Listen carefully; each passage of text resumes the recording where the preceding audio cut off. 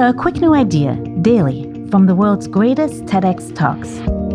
I'm your host, Atossa Leoni, and this is TEDx Shorts.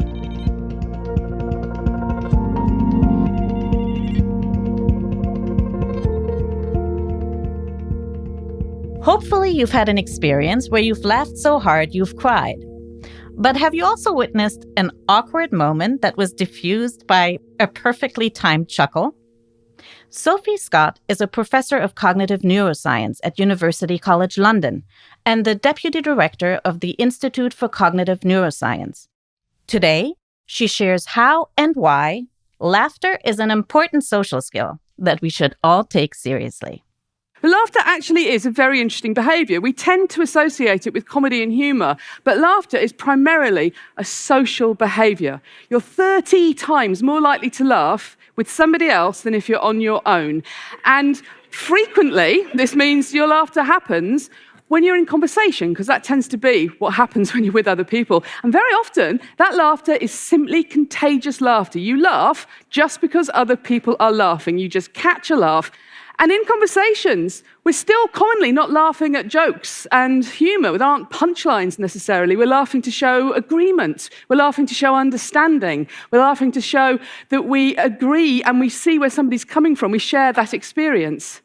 We laugh much more with people we know and people we feel comfortable around. We don't laugh, rather, if we're feeling exposed and we're feeling awkward. When we're comfortable, when we can relax, when we're with people familiar to us, people we like, people with whom we share affection, we laugh even more. When we're children, we learn to laugh, and we learn to laugh primarily in play. And play is a very important behaviour, and we frequently use laughter to indicate that we are playing. The same behaviour could simply be pure aggression, were it not for the marking of it as play. And this is done with laughter, primarily. We will use laughter not just to show that we're part of the same group as somebody, we like them, we understand them, we agree with them.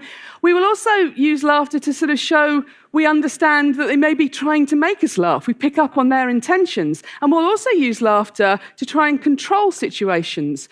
We'll use laughter to try and make ourselves feel better. And it only works if everybody joins in. If one person's going, ha, ha, ha, ha, and no one else is laughing, that tends not to make anybody feel better at all.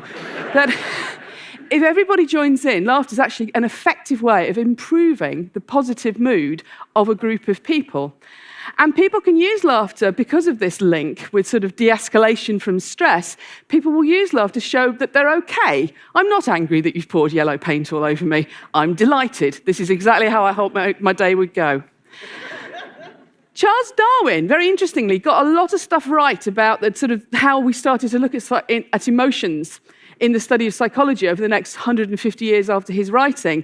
He wrote about things like anger and disgust and fear, but he also wrote a lot about laughter. And he thought at its heart, it was an expression of joy. It's a joyful emotion, and it's joy in play, it's joy in company, it's joy in the company of those we love. And I think it's really important to think about that when we think about laughter, and also think about how that could go wrong, because we learn to laugh.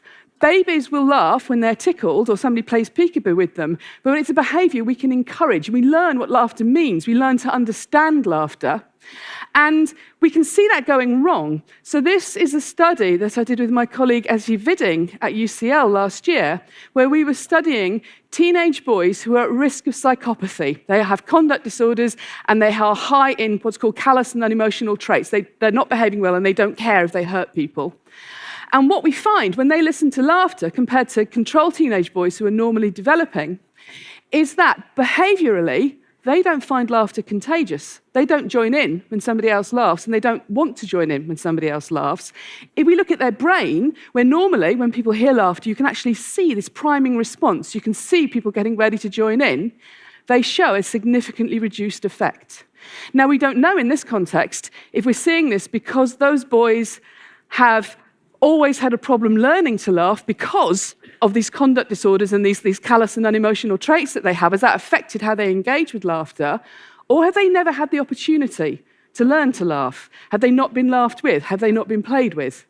And of course, we need a lot more research to look into this. So in fact, we can see laughter and the reaction to laughter spanning a huge different quality and properties of human experience and kind of lives that we can live.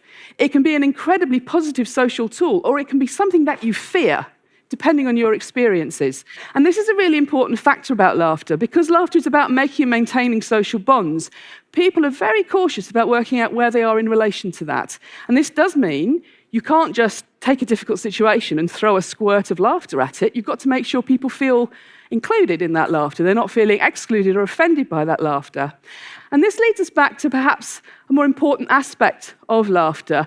It's an important social skill that we learn to do. We learn about the social use of laughter throughout our entire early adult life, and it's probably one of the more important social skills that we acquire. And we should probably take this a lot more seriously. We should think about the things that can affect our laughter. We can think about the things that we could do to encourage our understanding of our laughter. And perhaps the takeaway message is take laughter seriously. Think about your laughter. Don't undervalue or trivialize your laughter. It matters. It matters a lot. It can sound like friendship. It can sometimes sound a lot like love. The TEDx talk you just listened to was recorded at a TEDx event in Exeter, Devon, England. All TEDx events are independently organized by volunteers who believe in TED's mission of ideas worth spreading. Special thanks to the organizing team at TEDxExeter. Want to listen to the full talk? Find Sophie's talk and more at ted.com/TEDxShorts. I'm Atossa Leoni. Thanks for listening, and see you next time.